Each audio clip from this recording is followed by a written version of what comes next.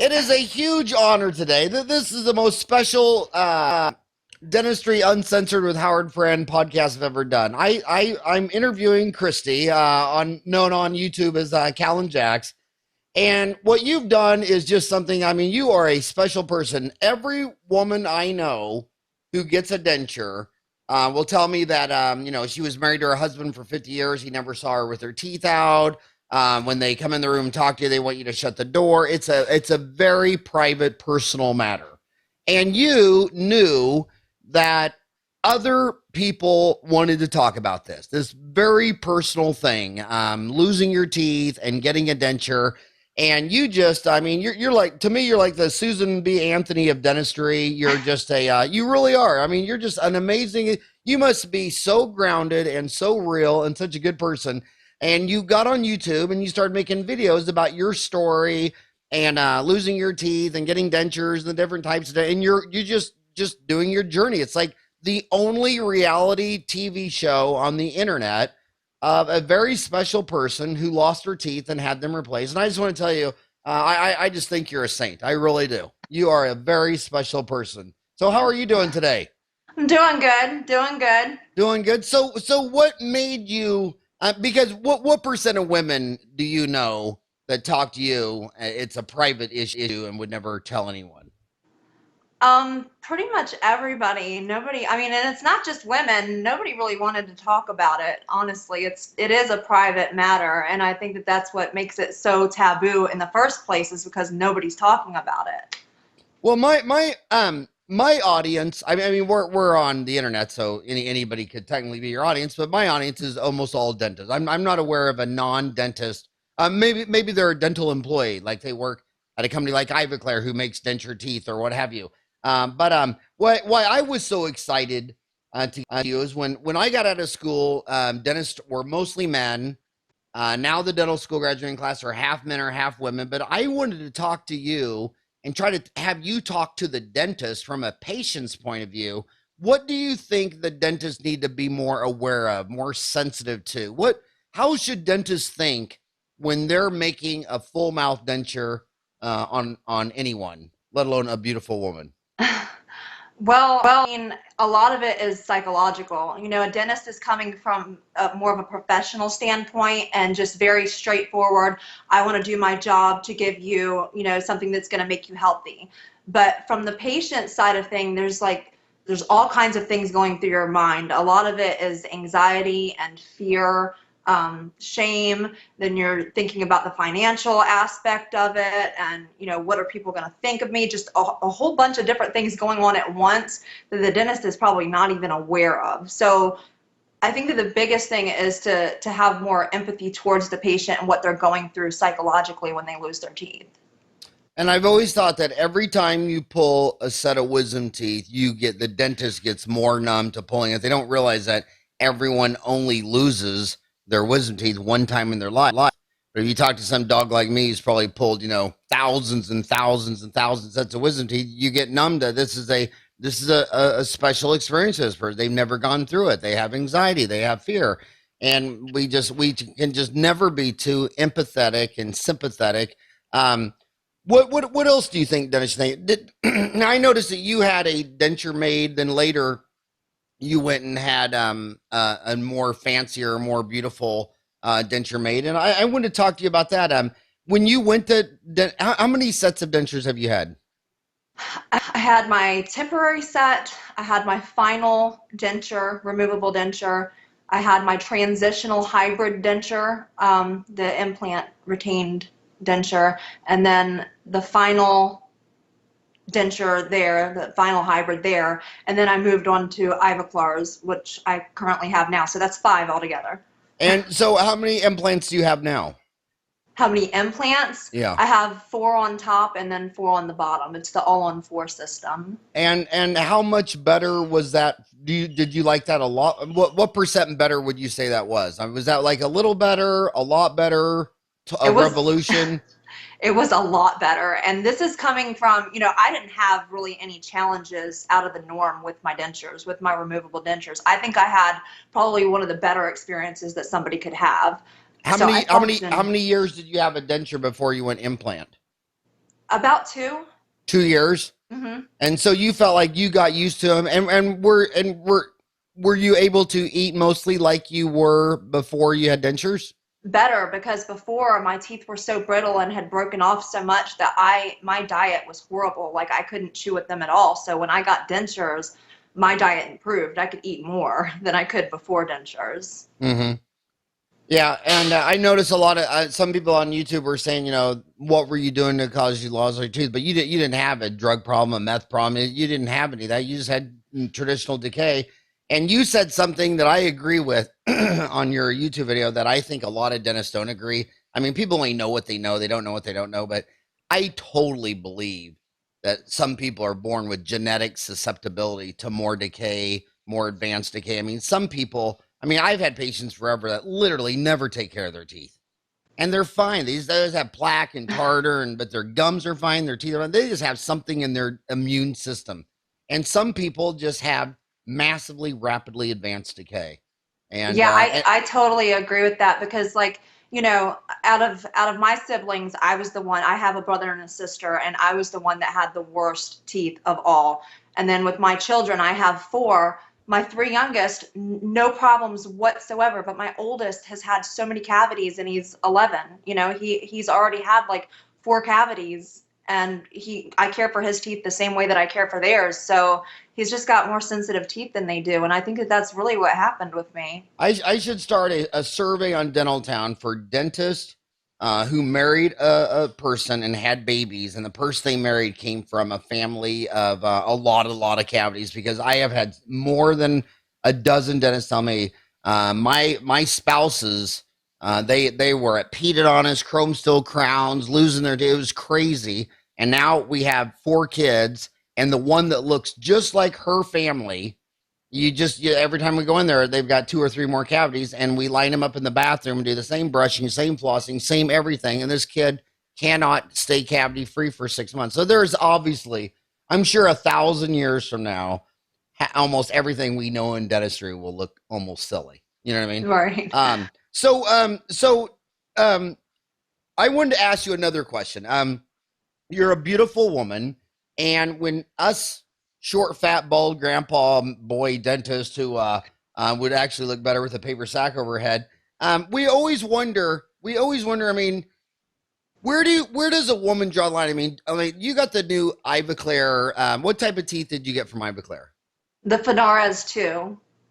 Now, sometimes guys like us saying, well, if you make it too gorgeous, maybe it'll look fake. And then if you make it too natural, maybe it'll look really natural. But then the patient might sit there and think, well, they're too yellow, they're crooked. And I noticed on your YouTube videos, sometimes you would say things like, this tooth is a little short and this one's a little longer. But I like that because it's more natural. So how should a dentist think about how much is to be? And I'll give you some other examples, like your hair. When I look at your hair, obviously you've altered it somehow, and we're all good with that.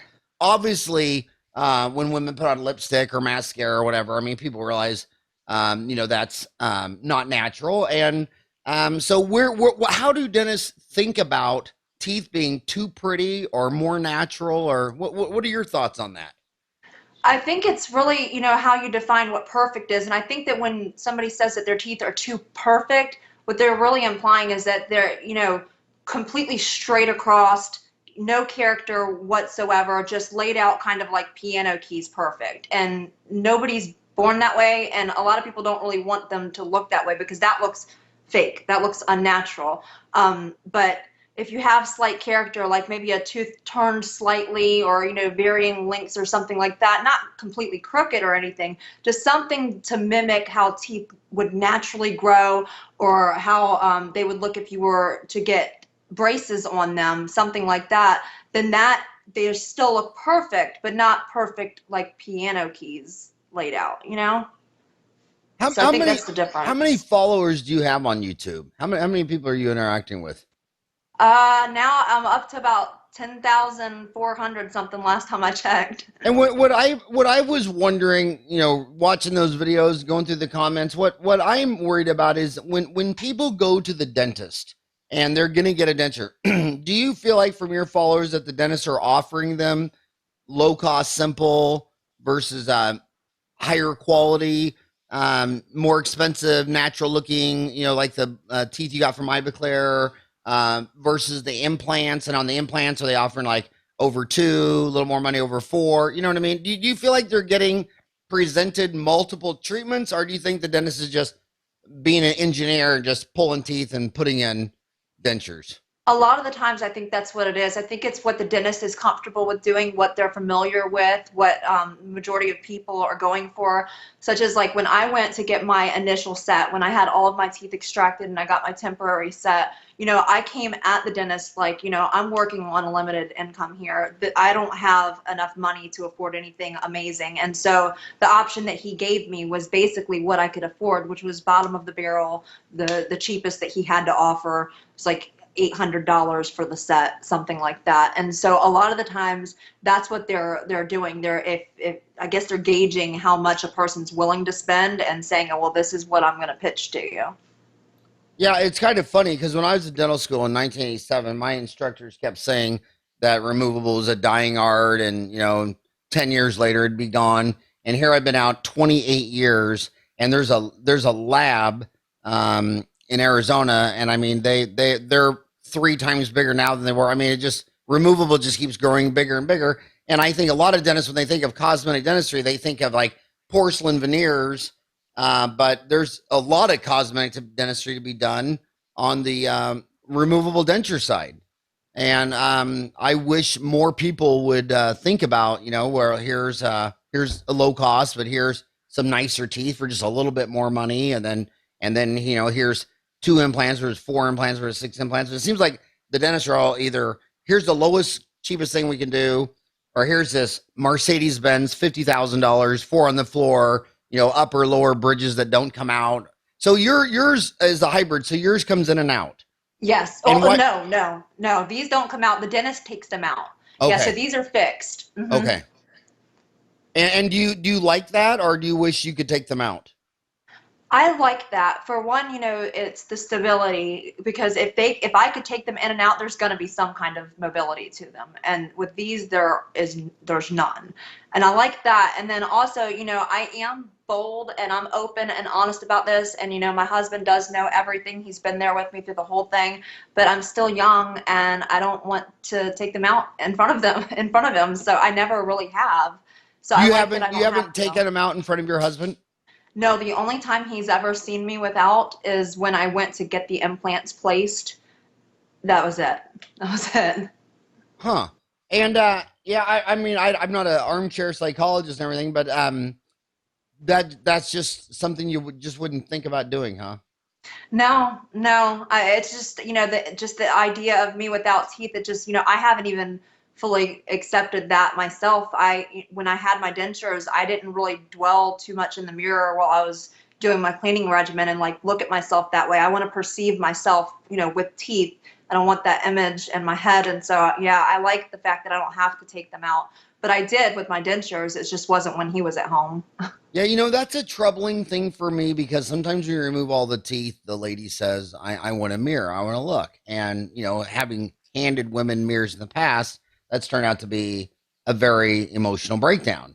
And I'm always sitting there saying, no. You can do that later. You know what I mean? It's like, I don't want her to look, just don't look. Let's put the immediate denture in there. Let's let it heal and everything. I don't want her having some image in my dental chair of seeing that for the first time, because a couple of times the last 20 years, that's turned out to be just a very, very sad experience. I mean, everyone in the operatory started crying. Yeah. So that's me. So do you do you care if I post your YouTube videos on Dentaltown, if I started a thread on Dentaltown? Not at all. I actually like the fact that, I have dentists and dental professionals, lab technicians that watch my videos on YouTube, and they message me and they're thankful to see a patient's perspective that they otherwise wouldn't have really been able to get. So yeah, that'd be great. We don't let non-dentists on, but I'm going to let you on Dentaltown if you ever. I'm going to let you become a member. Because what I was really hoping is we have 204,000 dentists on Dentaltown. Wow. And how many videos do you have? 100 something. Yeah, I want to. Do you think I should just post the first one, or should I just post one after the other on a thread? You know, it's a message board. But Right. I really think it would be very powerful for them to spend time seeing this from the patient's perspective instead of technical. Like if you go to a denture course, the questions, you know, they're all technical. You would think it was a room full of iPhone engineers. You know what I mean? And you know that denture goes into a human being with a lot of feelings, and it's a very emotional subject. It's not like getting your hair trimmed or your toenails trimmed. I mean, this is the mouth. It's very sensitive. So I didn't want to post all those, so I asked you, Yeah. and I'm gonna put those out because I need them to. I want my homies to listen to you and get more intuitively, emotionally in touch with the patient that's on the other end of those removable, fixed, what have you. So tell us about your journey to go from removable to fixed. Why did that come about after 2 years? Well, it was always my goal. I was at least aiming to get the implant supported dentures, the ones that snap in and out, for financial reasons. That would probably be the only ones that I'd be able to afford in the foreseeable future. But somebody messaged me saying that there was a contest being hosted in Las Vegas by Dr. Golpa at the Golpa Dental Implant Center, and you could win a $20,000 smile makeover.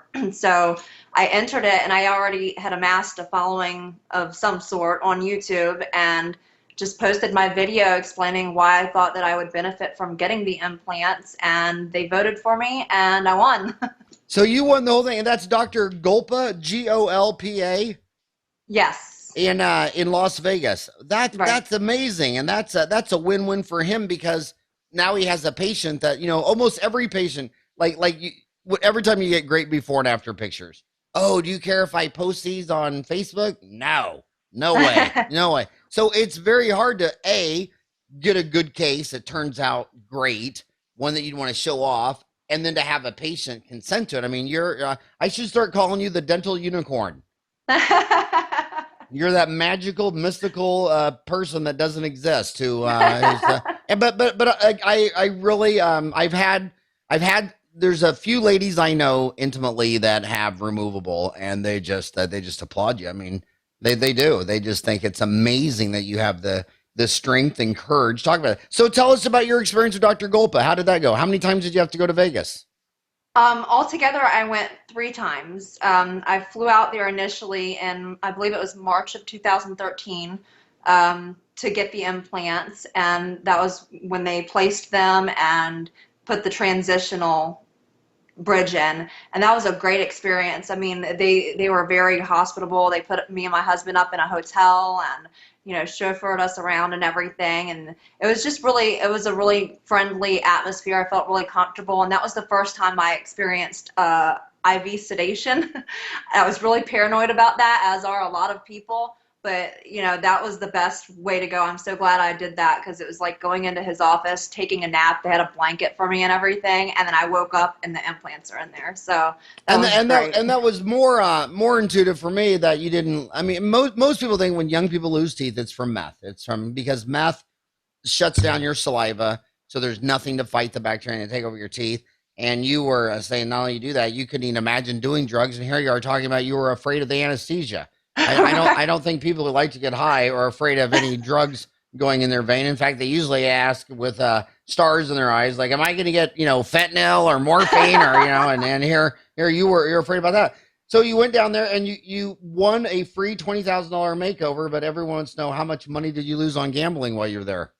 3 trips. Nope. Did Probably you like lose more $2. than 20,000? No, like maybe $2. I can't. I'm bad at it. So you went there 3 times. So what was each visit for? The first time, was it just consultation, x-rays? The first time was to get the implants placed and get the transitional bridge. The second time was to receive the final bridge, which had the titanium reinforcement. And then the third time was, we thought that maybe something was wrong with the implant, because the bridge had become loose, but it ended up just being the abutment needed to be tightened up, and that was that. So. Wow. Nice. And how many days were you down there for the first one? How many days were you down there for? I believe I was there for 4. 4 days? Mm-hmm. And what about the second and third trip? That one maybe 5. So would you recommend Dr. Golpa to your friends and family and loved ones? Yes, yeah, he was great. I mean, he's like a machine. He's just really efficient at what he does. So That definitely. that's how you get good at anything. You do 10,000 of one thing over and over and over, and you'll be probably the best on the planet. Um, Yeah. so what could you not eat with removable that you can now eat with hybrids? Or is it not about what you can chew like an engineer with removable versus a hybrid? Is it more about psychological benefits or is it more functional benefits? Yeah, for me, it's psychological. And, everybody is different. Everybody has a completely different set of circumstances. But like I said, I had spent so long with my natural teeth just completely deteriorated to where I couldn't eat anything, that when I got my dentures, I was determined to make it work. So everything that I couldn't eat, I could eat with my dentures. I could eat ribs and chicken and crunchy, like, peanuts and things like that with no problem. But now with the implants and how secure they are, there's no movement, there's no worrying about whether they're going to pop out or anything like that. Like, I can really clamp down on something and just know that it's fine. I'm going to be able to eat this. So that's a good point because a lot of dentists, they shouldn't be asking, well, do you have any problems chewing with your denture? Because what you're saying is that's not the issue. It wasn't Well, no, for me it for you. wasn't. A Yeah. lot of people do have problems chewing. A lot of people, I guess it all depends on the way that your mouth is. Everybody's mouth is different, so their dentures are going to function differently. Like, I had no problems, but my mom, she had lost so much bone on the bottom that she couldn't even wear her bottom denture. So, I mean, eating with those was just worthless for her. She just couldn't do it. And she's my mother, so that just shows you how different circumstances can be from one individual to the next. Well, the first the first implant denture case I made where it was she had removable dentures and she went with 6 implants on the lower and 6 on the upper for 2 12-tooth fixed bridges that couldn't come out. She was 80 years old. She was a widow. She's the sweetest lady in the world. And I was so confused. I was like, well, what do you have problems eating? Oh, I didn't eat anything. And I kept saying, well, then finally I said, well, what is the deal? And she goes, well, I'm 80 years old. And she goes, all my friends are starting to die and they always die in their sleep. And I can't wear my dentures when I sleep. And I don't want to die in my bed and have them find me without my teeth in. Oh, And I just thought, what? I was 24 years old. And I'm like, I'm just looking at her like a deer looking in the headlights. Like, what are you talking about? And we had this long talk and I didn't get, I had to be older before I really got it. And I mean, it was worth all that money and all the surgeries and everything to a lady who didn't have a single mechanical functional chewing problem. In fact, she was overweight. She was well overweight. I mean, she could eat anything and she did all the time. But it was this, and as a man, you're like, well, if I'm dead, you can throw me in the river and feed me to the turtles and alligators. I mean, I certainly wouldn't ever wonder or care what 2 paramedics thought when they picked me up. You know what I mean? I mean, yeah. those thoughts just would never cross. I mean, if you said to me, when we die, we're going to just throw you in the river and the turtles eat you. I'm like, all right, we're good. We're good. But she was going through all of that just so the paramedics wouldn't find her without her teeth in. I completely understand that, because as good of an experience as I had those thoughts cross my mind, and it's sad, that I'm sitting here thinking, well, if my house catches on fire, I'm gonna have to run out and get my kids, and what if I don't get my teeth? And I mean, that's crazy that even crossed my mind, but it's something that you think about. So when you had removable, did you not sleep with them in? Did you? I did sleep with the men. I soaked my teeth because I'm a stay-at-home mom. So I had the luxury of being at home and letting my teeth soak while my husband was at work. So And how long would you let them soak? About 6 to 7 hours, somewhere around there. During the day. So you go 6 or 7 hours during the day without your teeth. Mm-hmm. And did that bother you psychologically being around your kids that way or? Not really. They were younger, so yeah. Yeah. They were a little weirded out by it. Well, that's why this story is so special, because if you took 100 hours to continue education on dentures, it's all about the mechanical, civil engineering of making, and restoring and the function in the teeth. And it's everything that pretty much doesn't matter to the patient. You know, everything you're talking about is psychological. I've also heard psychologists say one of the differences between men and women is something like 90% of women by age 40 will have had at least one nightmare about her teeth, losing her teeth, you know, something going on with her teeth, whereas men, it's only like 10%. You know, Wow. and I'm 53. I've never had a dream about something happening to my teeth. You Yeah. know, and you had this dream, the house on fire, and you know, and you know, where's your teeth and all. This is so good for dentists. I'm gonna start a thread on Dental Town. What should I call it? You want me to call it Kristi's personal denture journey, or what would you want me to call it? Yeah, you could What is your first how can everybody listening find your YouTube videos? What would they do to YouTube? just search my username, kalinjax. Kalin Jax. That's two words or one word?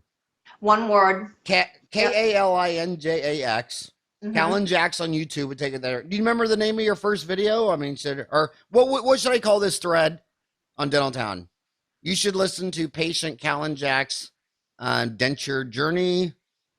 I Or usually refer to it as my journey. Yeah, my journey okay, with dentures. okay. Ryan, can we do that? And probably put one in each thread, and that way they could reply to certain threads. And I'm going to let you be a member. You'll be our token non-dentist member on Dental Town. That way, Awesome. no, I would like that because 204,000 dentists in 206 countries, they need to hear a patient perspective. And once again, you're a unicorn because no woman in the world would ever talk about this outside of the privacy of her own, you know what I mean, her own private. This is a purely private matter that you've had the strength and courage. So what do you think it was in your childhood that gave you the strength and courage and conviction to say, if I'm having pain and suffering, someone else is, and I want to share with them so they have a place to talk to? What do you think happened in your childhood that made you like that? Well, I've always been empathetic. I've always, been a compassionate person. I take after my dad, and so I'm always trying to make sure that everybody else is okay. And just I had wasted probably what I thought were the best years of my life when all of my friends are out, having fun, going to parties, going to the nightclub and dating and things like that. I lived in, kind of constant paranoia, constant fear that I was being judged, that, nobody would really ever take the time to get to know who I am as a person. And I completely, my life trajectory changed because of that. Like, I probably would be in a different circumstance right now if I didn't have that looming over my head then. I probably would have stuck it out with college and things like that. So knowing the pain, physical and mental anguish that I went through for so long, I knew that other people would possibly be going through that too. And I mean, these are people, I get messages from them. I would like to be a nurse, but who's going to want me to be a nurse if they're looking at my mouth and I can't even take care of my teeth? I would like to be a model. And I'm talking about ranging from high school, on up to senior citizens. I mean, age is no issue here. It's no factor here. And so I knew that, if they could just get that boost to see somebody had went through it and overcame it, then they could change the course of their life. And that's what kind of keeps me going. And it gives me purpose because it's like, well, I went through this for a reason. It was for a greater good, and I'm good with that. It wasn't all in vain. I just wasted 10 years of my life for nothing. Now I can do something with it. And so that's kind of what kept me going. And you've mentioned something a couple of times that is so painful that society's doing. That's judgmental. And when you go to the doctor, I mean, if some person wants to be judged, they can go out with their friends, or they go somewhere else. But when you go to a doctor, it's the same thing when a doctor does follows the insurance too close. I mean, if all the doctors work for the insurance company, then who are the doctors? You know what I mean? And doctors can't be judgmental. I see that personally myself with weight loss. I exercise 2 to 3 hours every morning, 7 days a week, and I have family members that are 100 pounds more than me. And people just said they're always giving you advice like, well, you should do this and this. Like, really? You think I don't know that? You think, Right. and I look at a lion that's born 38% body fat, and a cheetah's only been born 1% body fat. I mean, do you think a cheetah can drink a protein shake and be a lion? And do you think a Right. lion can go on a diet and be a cheetah? I mean, at some point you were born with more susceptible teeth to decay, Obviously, I was born with far more susceptible. Fat is just future meals already eaten, stored. You know, my body's just damn good at storing food, and doctors need to be massively less judgmental, and they need to Right. be Well, I more. mean, even still, I was more susceptible. I did have sensitive teeth as a child. My gums bled, and I, was sensitive to hot and cold, beverages, things like that. But, because of that, because they bled, I didn't take as good care of them. I'm 6 years old, brushing my teeth. Gums are bleeding. Blood means stop whatever it is you're doing. So I didn't have the best cleaning regimen. And then by the time I became a teenager, it got to where I was like, I don't really care about my teeth. I mean, they look terrible. I didn't have somebody standing over me saying, this is how you need to do it. You need to do it this much, and then taking me to the dentist. So I didn't have a good hygiene regimen, and I was eating a lot of sweet things, and I smoked cigarettes. So, it's not completely genetics. I Right. also didn't take as good care of them. But even still, I'm human. We're all human, and we don't always make the best choices. But when a patient comes into your practice, whether they brought it on themselves or not, they're here to get help, and that's the bottom line. I think that's the big thing. And I've gotten a lot of messages from people who said that they've had really bad experiences with dentists making assumptions that well, you must have done drugs, you must have done meth, and it's like it takes a lot of courage for a lot of people. Like for me, it took a lot of courage just to make that first step to go into the dentist. The last time I did that, I was probably like 15, and they said that they were going to pull my teeth out, and it was a bad experience, and I didn't go back until I was 18. A lot of people will go a decade not going back to the dentist just because they had a bad experience there, with being judged. And, Yeah, I'm wondering. What when you have 10,000 followers on YouTube on something this rare and personal and private. I'm surprised people even post, because someone might be able to assume, figure out that this person, INVX123 is removable. If you trace that back and find out, oh, this is my friend. What is the overall experience from your followers? I mean, when they're talking to you, if there was a theme of the typical denture experience, how would you sum that up for these, about all these dentists listening, and how they could be better, treat their patients better? well, the three biggest concerns across the board, and I don't even think one is more important than the other. I think that these are all equal. Is they're scared. They've got anxiety. Is this going to hurt? How is it going to feel? Is it going to be painful? Number two would be, how are they going to look? What am I going to look like? Am I going to look the same? Am I going to be able to function the same, talk the same? And then number three is, how much is this going to cost?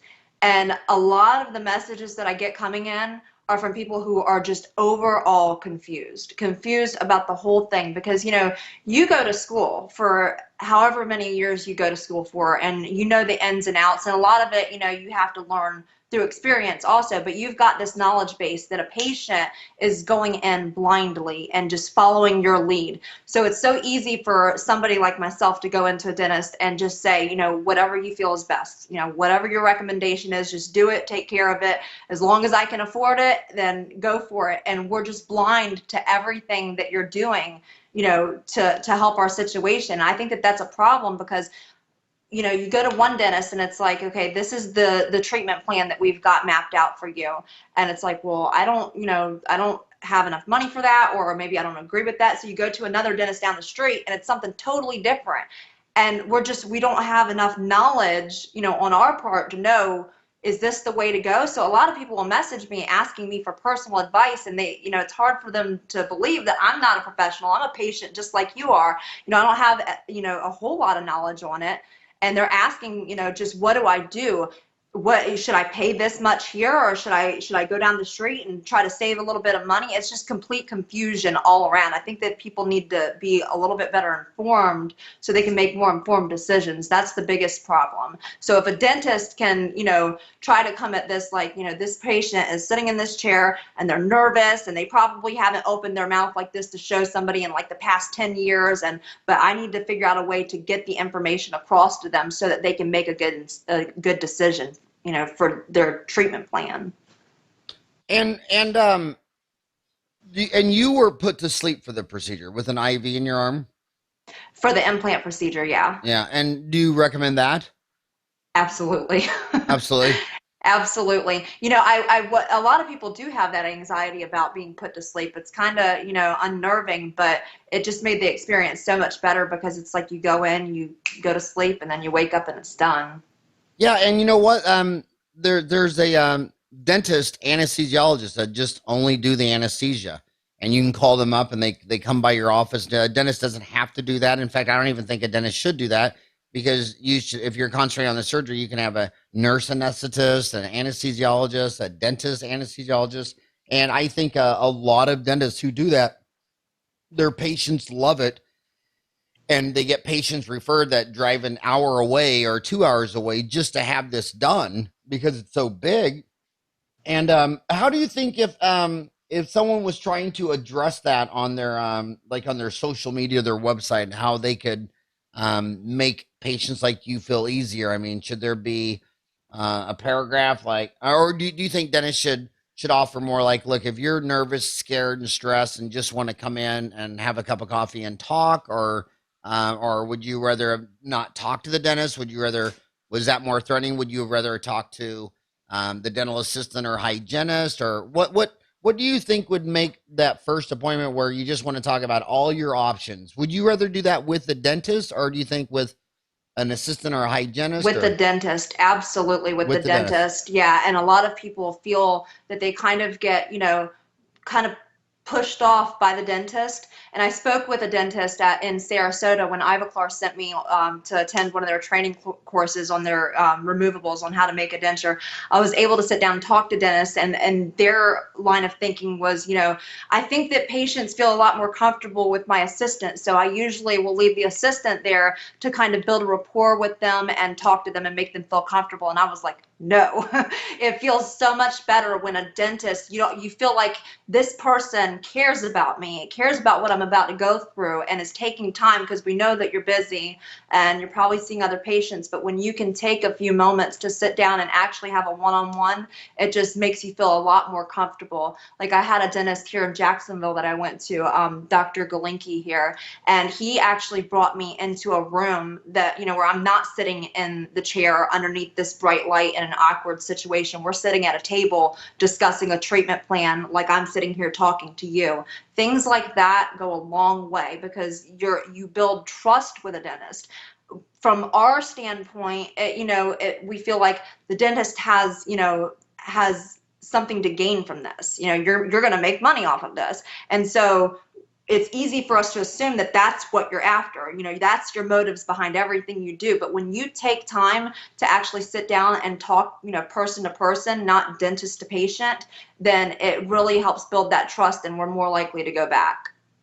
I really applaud Ivoclar on this. Ivoclar reminds me of Starbucks and the fact that I'm 53. I was born in 62. And when I tell people that your age this, I don't think they believe me. But you realize when I was your age, coffee in any gas station was free. Every gas station had a coffee pot and a stack of styrofoam cups, and you could just pour that black, thick crap, into a deal, and they had a sugar deal or a deal. I mean, you didn't even pay for coffee. And when somebody came along and said, we're going to charge $5 for a coffee, but we're going to make you the fanciest frou-frou coffee, with all this mocha. I mean, when I saw this rolling out, I thought, well, that's not going to go anywhere. I mean, they're going to try to sell something free for $5. And look at the success Star Wars. And I think that's what Ivoclar is trying to do with dentures and teeth and removables. Just again, when I was little, all the fillings were silver fillings or gold fillings, and denture teeth, they all look like they were made, the lowest cost on an assembly line. And they thought, what, people will pay a little more for a Starbucks denture tooth or a Starbucks filling. And a beautiful woman doesn't want the lowest cost, cheapest thing. That people will actually pay extra for their psychological beauty and their self-esteem and all that. And I just think that's so cool that they had you come down to a meeting and talk about that. How's your experience been with Ivoclar? Talk about that. It's been awesome. It was Grace Garrity that discovered me on YouTube. She, I guess, because of her line of work, she just gets on the internet and scours, for different things relating to her field, and she just stumbled upon my videos. and she messaged me and she just wanted to tell me that she thought that what I was doing was great, like to be able to get up on YouTube and talk about something so personal. And so that's how we met, was that she just happened to come across my videos and thought that what I was doing was a really good service to other people. And so we just started talking and everything. And, you know, over the course of a few years, she thought, well, what if we put you in our product so that you would be able to show people what's available to them? And that's how we've been working, and they've been great. They've been awesome. Have they ever tried to drag you up to Amherst, New York, their headquarters? I'm going there in a couple weeks. I'll Well, be there for you're 5 from the days. South, so do you have a parka picked out? Do you have a parka and a snow cap and some cross country skis to make the journey? Yeah, I just think that's cool, and they got to be loving you, because I like I say, I've never met another woman in my entire life that will talk about it. I mean, it's just it reminds me of the song Sade, The Sweetest Taboo. I mean, this is just something you might be the only person they'll ever find that talks about it. So what else do you think dentists should think about? You talked anxiety of the procedure. Is it going to hurt and it's pain? And you talked about how you just loved having anesthesia, you know, an IV, go to sleep with the blanket on, wake up, and it's all done. How do dentists think about the anxiety of what it's going to look like? How should we communicate to patients? I mean, how does a dentist sitting there talking to a woman talk about what it's going to look like afterwards? I mean, do you think the dentist should show photos, or do you think they should do you know, what do you think the dentist could do to help lower the anxiety of what is this going to look like? Yeah, try to get the patient involved as much as possible. It's so easy to, I mean, you as a professional, you know what's going to look, you know, good and what's going to look kind of weird looking, but a patient should be involved in that as much as possible. For instance, I wanted to have really super white teeth with my last hybrid that I had with Dr. Golpa, and everybody was saying, you know, that's like my dentist here in Jacksonville was like, you know, that's probably going to be too white. That's not going to look real. I don't think you should go with something that color. Maybe stick to a more natural bleach shade, you know, tone it down a little bit. But I was like certain that's exactly what I wanted. I want that color, and he tried to talk me out of it, and I was like, nope, no thank you, and I went with it anyways. Well, you know, after a couple years, I was like, that probably was a little bit too bright, and I would like to tone it down a little bit on the next set. So I think that if you just work with the patient, give your recommendations, but don't, you know, just say, well, I don't think that's going to look good, and then try to talk a patient into something that they're not going to be happy with, because they're going to end up coming back. You know, I had that experience. I had a wax try-in at a place that I'm not going to name, but they just kept telling me, that looks great on you. And I'm like, no, it doesn't. This looks terrible. I'm looking at myself. My facial structure has changed. The teeth look very unnatural. And they're just like, that looks great. What are you talking about? Because their perception of what looks good looks totally different from what mine does. So that's why it's critical to have that open communication and like really take into consideration what the patient wants, you know?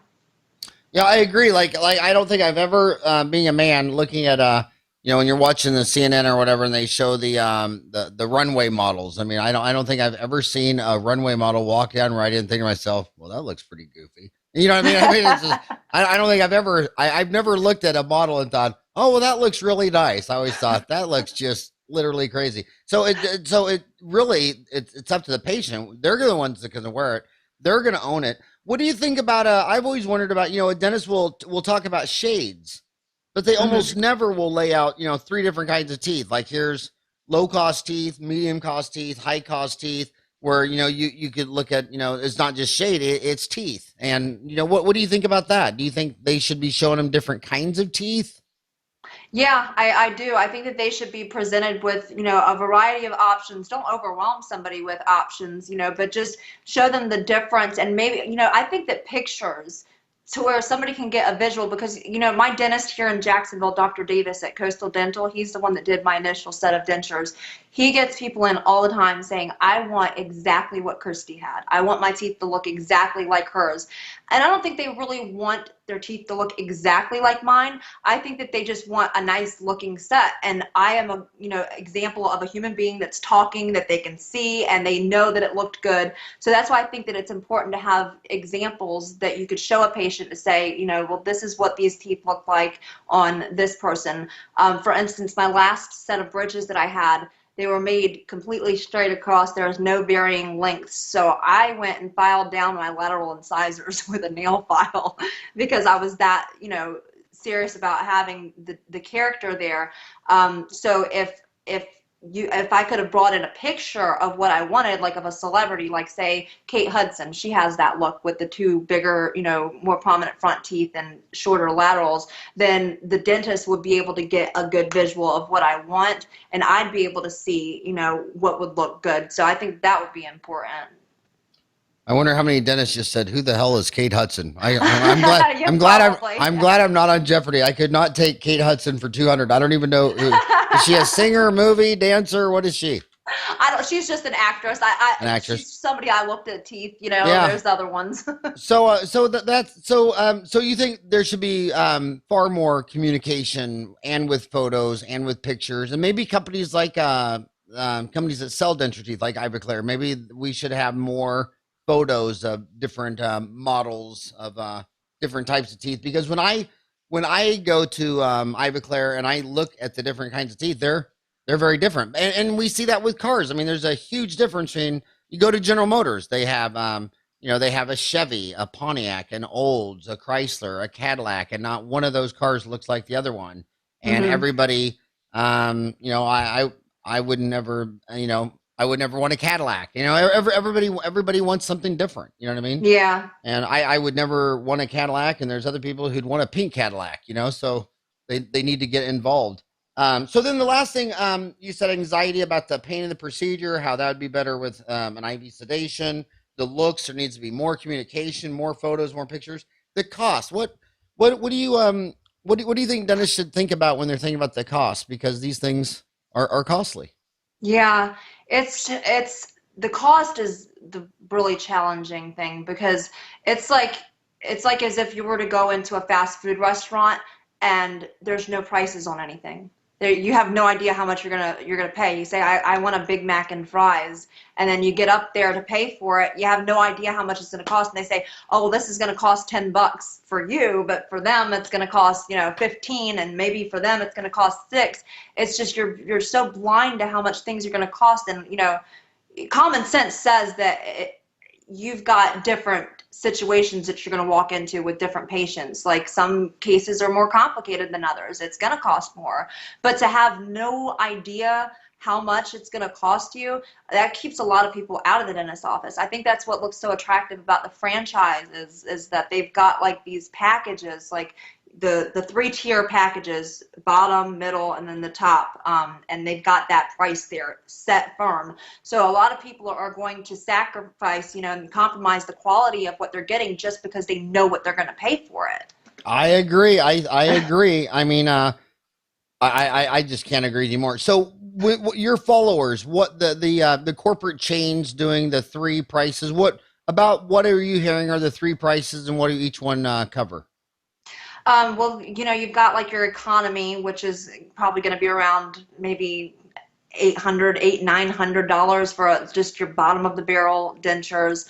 Full set, upper and lower. Yeah, full set, upper and lower. So $800 to $900, full set. Something like that, and then maybe the next step up would be about $1,200. And I can't even think of what they would call that, but I know that there's like an ultra deluxe, which is the top quality, and that's like $1,600, $1,400 to $1,600 for that.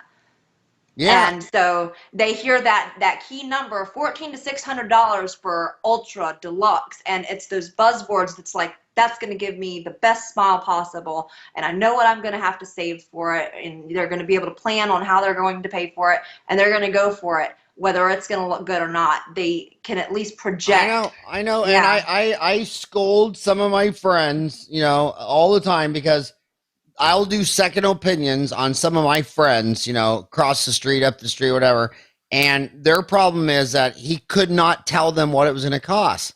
And then I call my buddy, what do you mean you can't tell them what it costs? And they say, well, when I place an implant, sometimes I might need to bone graft, or sometimes I might need to add a membrane. And I'm like, I don't care. You got to look at how many times you're going to do that 100 times. And you're going to have to average it out, because this person over here is upset and she's scared because, I mean, when you say, I don't know, I mean, she might be thinking, is this going to cost another 1,000, another 2,000? I mean, they have to know. And I think the Yeah. dentist would make a lot more money by just going a fixed price. In some cases, you might lose money or break even because you had to do a bunch of stuff. But overall, like say if you did 100 cases, they're going to make a great living.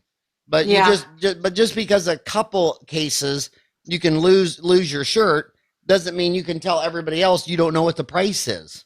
Because price Yeah, is huge. that You is have to so work back from attractive. price. That's so attractive to a person, to know what they're going to walk into, how much they're going to pay, because, insurance is a joke. It only serves a very small portion of the people, in this country, the people who maybe need a couple fillings or, routine cleanings, but people who need extensive work, like extractions and things like that, like they're not benefiting from that. So a lot of the times they're having to either take out a line of credit, like, with Care Credit or even their credit card to pay for this, or saving. A lot of people have to save, just cut back on, daily expenses and get to a point where they can afford to pay for it, because you don't plan on losing your teeth. Even if you can anticipate, maybe around this age I might, be looking at getting dentures, it's something that you don't put money aside and say, I need some money aside for dentures. So usually it'll come out of nowhere. So you absolutely have to know how much you're going to need to budget in order to pay for it, because life happens. You've got other things that you're obligated to. And that's why they're going to those franchises. It's not that they've got the best, quality out there. I think it's hit and miss depending on where you go. It's just because they know what they're walking into. They know what to expect. Yeah, well, if one of those franchises has 100 dentists, it's going to be like 100 regular dentists. There's going to be the best one, the worst one, and the average. And it's like when people say cops are bad. I mean, for every yeah, if you have 100 cops, one of them's going to be crooked. If you have my two older sisters are Catholic nuns. If you have 100 priests, yeah, one of them's not going to be very priestly. You know what I mean? I mean, Right. people are people at the end of the day. But I do think that that all on four. You've heard of the all on four. You mentioned that earlier. That's what I have. I think that's one of the things that they do the most genius, is that the prices are firm. I mean, you go in there and it doesn't matter how high or bad or how much you think it is or what you're expecting. And I'm sure everyone wishes it was free, but they get that anxiety out of the way. Like, this is what it will cost you, A to Z. Boom.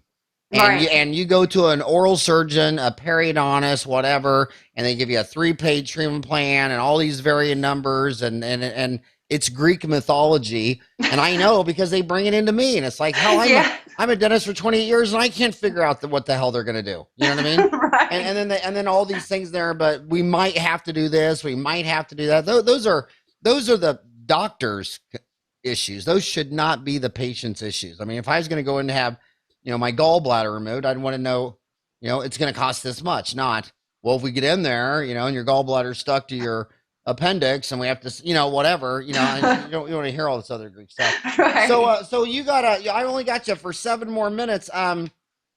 What are your followers? We talked about, their average story.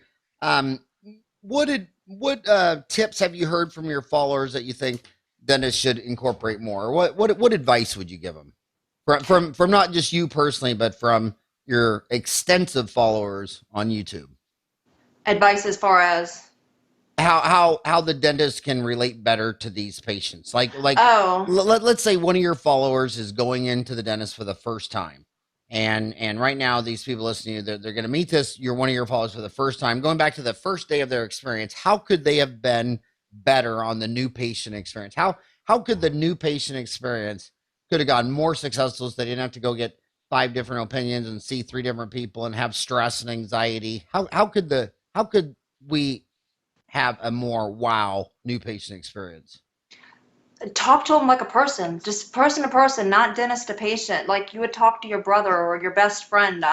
That makes them feel a lot better. It makes you feel a lot more comfortable, and just understand that you're looking at this person in a certain way, and you're not seeing everything that's going on in their mind. You're not seeing all of the anxiety that they're experiencing while they're in there, worried, is this going to hurt? How much is this going to cost? I'm really uncomfortable. I don't want to have to show my mouth to this person that I don't know. Are they going to judge me and think that I've done drugs?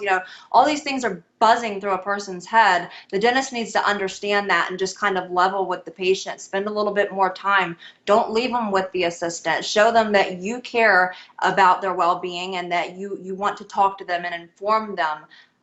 You could give them as much information as you want, but if you know that they're sitting in that chair with anxiety, it's probably going in one ear and right out the other, So maybe give them a pamphlet, an informational pamphlet, and go over things and encourage them to go, maybe go to their blog if they have a blog to kind of read up, more information. Just connect better with the patient. And I think that would give a better experience for everybody. And you said additionally, and I agree, that it shouldn't be in the operatory room. It should be. Now, do you think it matters if I sit at my desk and you're the other side, or do you think we should be more like two chairs, sitting next to each other, like a coffee table? Is having a desk in between us like a banker authoritarian? You notice how Congress does that? How the Supreme Court sets up their high benches and they're in robes, and then the people talking to them are down much lower and they're in plain clothes. I mean, it's such a shame, guilt, power trip. The government. So do you think the dentist should not have a desk in between you and I? Do you think we should be sitting in two chairs? Yeah, I think that a casual conversation, so it doesn't feel like you're being interviewed, like that does kind of give off that impression. Like I said, with Dr. Galinki, it was like a round table, and he had a flat screen on his wall showing, examples of, cases that he's done before, and it was just casual conversation. It wasn't, that high intensity, anxiety situation where you're sitting in the chair and there's these lights in your face and, they've got all their tools there. I mean, that's stressful. And for most patients, they don't want to hear anything you have to say. They want to leave. They want to get out of there as soon as possible. You're going to have a better experience with, conveying the information you want to give to them if you're sitting down having casual conversation like you would a friend. And I also believe showing your own work is more convincing to a patient, and not showing you a pamphlet that I bought at a store or a printing press. But yeah, here's a patient I did. Here's some people I did. You mentioned that. You remembered enough to mention it to me right now. Yeah, I mean, it's like, an artist, if you create art, show us what you've done, not what another artist has done. Let us see what you're capable of doing, and that'll make us more inclined to say, oh, well, yeah, I like that. Like with my first dentist, he had a book right there when you go to make your appointment, when you sign in for your appointment. His book is sitting right there on the counter, and he's got examples of all of the different cases that he's done before and after and things like that. And that made me feel really good, because I'm like, okay, well, he's proved that he can create an attractive smile. So that helps. So I'm wondering, Ryan, if we should have Dr. Gulpa come on after her. Would you mind if I asked him after you to come on and talk about your case and all that? Would that be okay with you? Well, I've actually had 3 dentists. Yeah, that'd be great. My dentist here was Dr. Davis at Coastal Dental. He's the one that did all of my extractions. He's the one that had the book sitting there, and so that's him. And then, well, do you think for the dentist to get a better view of this, do you think I should interview some of those dentists? You said you've had 3 dentists. Do you think I should interview any of those? Yeah, definitely. Especially like Dr. Martin. He's the one who I've been working with for the new set. He's in Gainesville at the University of Florida.